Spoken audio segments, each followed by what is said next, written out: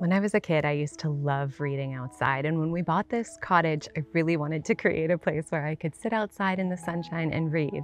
So this year, we embarked on an amazing adventure to transform our backyard, our measly, grass-filled, weed-filled backyard into a little English sunken garden where I could sit outside and read some Jane Austen.